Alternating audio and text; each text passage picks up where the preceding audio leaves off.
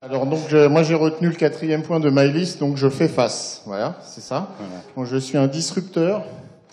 J'ai retenu aussi que pour être prof, il fallait mettre des roulettes sur sa chaise, mais en fait moi je sais marcher, donc j'ai pas de roulettes. Je suis aussi prof. Et puis la disruption, c'est aussi quand même essayer de voir les choses autrement. Essayer de voir les choses en partant de l'humain, et on a parlé de ça depuis le début, donc on va essayer de s'intéresser à ça. Et là, il y avait un monsieur qui nous parlait de business model. Et d'ailleurs, il y a des questions. C'est notre sujet. Il y a d'ailleurs des questions sur l'application ApplyJet. On nous a posé la question, peut-on créer un process pour disrupter ? Oui. Faut-il une rupture totale avec l'existant ? Que faut-il disrupter ? Voilà, donc peut-on avoir un process pour disrupter ? On va essayer de répondre à cette question. Plein de questions qui se posent, parce que là, tout le monde essaye de dire que c'est bien la disruption, il faut en faire, il faut faire bouger les entreprises. Mais on aimerait vous montrer avec Jean-Philippe comment ça marche, comment vous pouvez le faire vous aussi. Donc on est en train de vous distribuer une feuille qui est en fait un modèle de réinvention de son business model, de disruption de son modèle d'affaires, qui a été mis au point par un monsieur qui s'appelle Yves Pigneur, qui vient de l'université de Lausanne. Un Suisse. Un Suisse, voilà, absolument. On les a écrasés, je crois, 0-0, non ? J'aime beaucoup. Ah ouais. Et donc voilà, donc vous avez ce modèle qui vous dit comment, quoi, pourquoi, qui, combien. Donc on parle d'argent, on parle de différentes choses. Et on va essayer, nous, on s'est posé une question un petit peu intéressante, c'est la on s'est posé plein de questions, non ? On s'est posé plein de questions, on va se les poser. Donc on s'est posé plein de questions. Comment imaginer son business model ? Parce que généralement, le business model, on a une idée, on fait un business plan. C'est quelqu'un qui se met dans un bureau, qui essaie de faire un très gros document sur une idée donnée. Souvent même, on est amoureux de son idée. Enfin, on sait, toi qui aimes bien parler du marketing émotionnel. Oui, c'est ça. En fait, ce qui se passe, c'est ce qui nous empêche de disrupter, c'est qu'on aime bien on est amoureux de notre première idée, en fait. Tu vois, un peu comme si on était amoureux de la première fois. Ah, c'est moi qui l'ai eu, l'idée. Je suis amoureux de mon idée. On est tous contents et on dit toujours, ah ouais, mais ça, c'est mon idée. Tu vois. Ouais. Donc on s'est demandé quel outil on pouvait vous présenter pour être dans le concret, comment imaginer son business model, comment co-créer son business model avec différentes personnes autour de vous, comment décrire son business model, comment l'expliquer en une feuille de manière très simple, de manière graphique éventuellement, comment choisir son business model, comment challenger son business model, comment améliorer son business model. On s'en est posé des questions. Comment discuter de son business model de manière simple. Ce qu'on espère, ce sont des questions que vous vous posez aussi. En fait, la disruption, c'est tout le temps, quoi, en fait. Il faudrait toujours se disrupter. Déjà, se disrupter soi, c'est-à-dire essayer de faire ce qu'on ne savait pas faire avant, et prendre des risques. Alors, on va regarder quand même un modèle. Voilà, une petite vidéo qui explique... que vous avez là, la feuille qu'on vous a distribuée. Donc, vous allez jouer avec vous allez vous disrupter vous-même.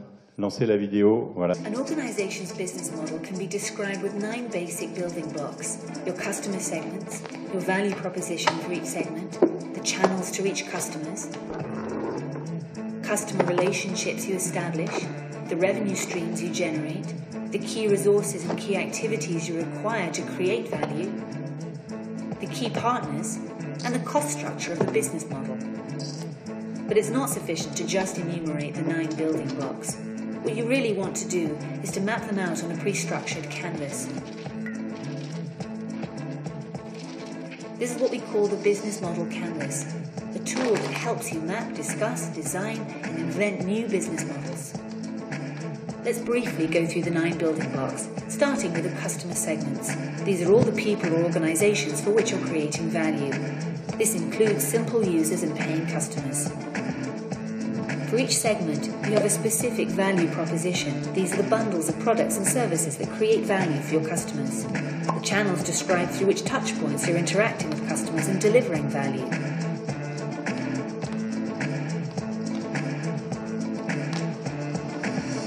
The customer relationships outline the type of relationship you're establishing with your customers. Revenue streams make clear how and through which pricing mechanisms your business model is capturing value. Then you need to describe the infrastructure to create, deliver, and capture value. The key resources show which assets are indispensable in your business model. The Key activities show which things you really need to be able to perform well. The key partners show who can help you leverage your business model, since you won't own all key resources yourself, nor will you perform all key activities. Then once you understand your business model's infrastructure, you'll also have an idea of its cost structure. So with the business model canvas, you can map out your entire business model in one image. This works for startup entrepreneurs just as well as for the most senior executives. Voilà. Donc ça, c'est la méthode. Donc on s'est dit qu'on allait se poser un certain nombre de questions, peut-être sur un... On va travailler sur un vrai exemple, on va le faire ensemble. Voilà. On va essayer de voir comment on arrive à sortir des boîtes en s'aidant des boîtes justement que vous avez sur votre business Canva. Et l'idée c'est d'utiliser chacune des boîtes et de réfléchir pour justement trouver comment changer son business. Alors d'abord on va quand même commencer par ce que vous pensez savoir d'Ilty. Donc, si on regarde le business model d'Ilty, d'abord vous avez le bonjour d'Alexandra. On vous disait qu'il y avait plein de tweets tout à l'heure qui venaient de Corée, qui venaient de partout. Tout à l'heure, il y a la responsable marketing de Western Europe Business Manager de Ilty qui nous a envoyé un message sur LinkedIn en disant j'aurais adoré participer au B2B Summit à la Sorbonne aujourd'hui. Et donc elle nous fait coucou de son bureau, bonne disruption. Voilà, on a trouvé ça sympa, donc c'est bien ça. On nous suit un peu partout. Donc Ilty fabrique des outils. Et en fait, le modèle traditionnel d'Ilty... Oui, c'est de vendre finalement ces matériaux, ces matériels, que nous utilisons pour bricoler, que les gens utilisent sur des chantiers professionnels. Donc là, c'est plus du bricolage, c'est du chantier. Donc là, essentiellement, vous voyez dans la case les clients, ce petit bonhomme qui est en fait un chef de chantier. Et puis dans la proposition de valeur, vous avez les machines-outils qui vont l'aider à réaliser ses missions. Donc le modèle de base, c'est celui-là, finalement, c'est de vendre des outils à des clients. Donc voilà, la proposition de valeur, vendre des outils de chantier aux clients. Les clients, ce sont les professionnels sur les chantiers qui ont besoin de ces outils. La distribution, c'est la vente par un réseau de vendeurs B2B. La relation client, c'est une vente directe par ce réseau de revendeurs et ça génère des sources de revenus. Donc tout ce qu'on a à droite ici sont les parties qui sont connues des clients, qui sont visibles de l'extérieur, et toutes les parties qui sont sur la gauche, ce sont les coulisses, c'est ce qui se passe en interne. Donc les ressources clés, c'est les usines, c'est la marque, c'est le savoir-faire, les activités principales. Voilà, enfin ça c'est le business model Canva habituel, la fabrication, les partenariats stratégiques pour ce qu'on a envie de sous-traiter, ce qu'on a envie de confier à l'extérieur, et ça a une structure de coût, et ce qu'il faut, c'est que la structure de coût coûte moins que les revenus qui soit balancée par les revenus. Voilà. Et je voudrais qu'on revienne... Pardon, bien sûr. Donc pour que chacun prenne le temps de noter ça, en fait, finalement, vous voyez là, vous pouvez le développer pour votre business, il suffit de remplir les cases. En changeant évidemment par rapport à votre activité. Ce qui est intéressant, c'est que ça répond à cette question de on aurait une innovation, on aurait une idée, on voudrait lancer quelque chose, on va pouvoir avec ce Canva voir évidemment à la fin si ce qu'on a comme revenu va supporter, va dépasser évidemment la structure de coût. Donc c'est pour répondre à cette idée qu'on voudrait avoir une vision future, de nos revenus et de retour sur investissement. Alors, ce qui est intéressant, c'est que quand on utilise une méthode traditionnelle pour concevoir son business model, eh bien, d'une part, on est amoureux de son idée, souvent. Enfin, il y a quelqu'un qui est amoureux de son idée, donc on creuse sur son idée avec des documents qui font 150 pages. Alors que là, en une page, on peut la jeter et recommencer et dire, si je changeais ça ou ça, ce serait peut-être plus simple. Ça facilite le travail collaboratif. Et puis, ça évite le trop de blabla. Je veux dire, tout le monde se comprend quand on parle avec des choses aussi simples. Donc, voilà, on évite un certain nombre de pièges. Oui, puis c'est itératif, c'est ce que tu voulais dire, je pense, ouais. Jean-Philippe. On peut donc, là, faire du test and learn pratiquement sur le modèle. Donc, alors la question ensuite, c'est de savoir comment on disrupte à partir de ça. Là, jusqu'à présent, on a vu le business model traditionnel de Ilty, vendre des outils de chantier à des chantiers.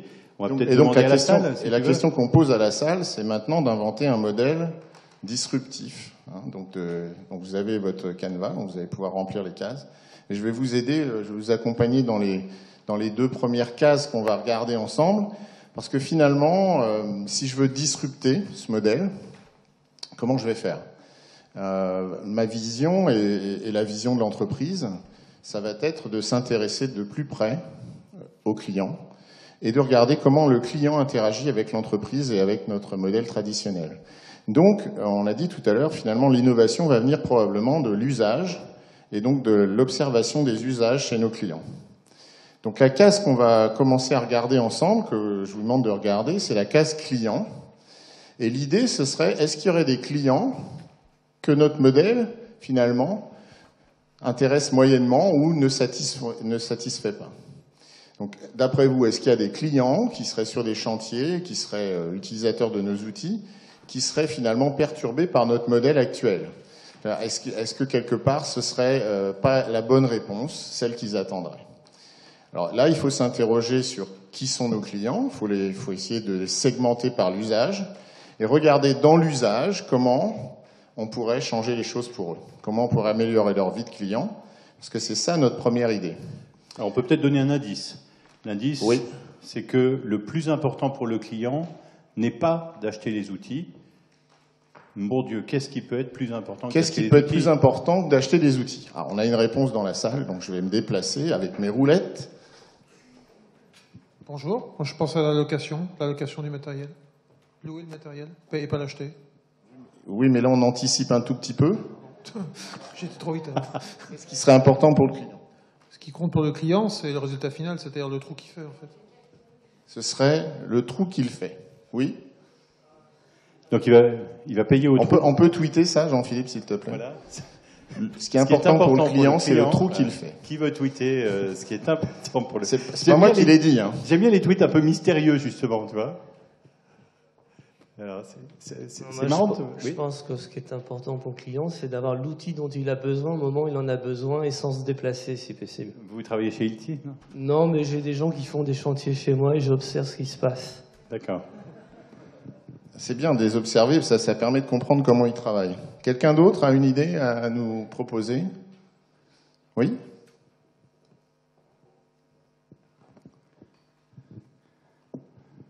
Moi, je pense que ce qui est important pour le client, c'est de réduire le temps passé à faire des trous.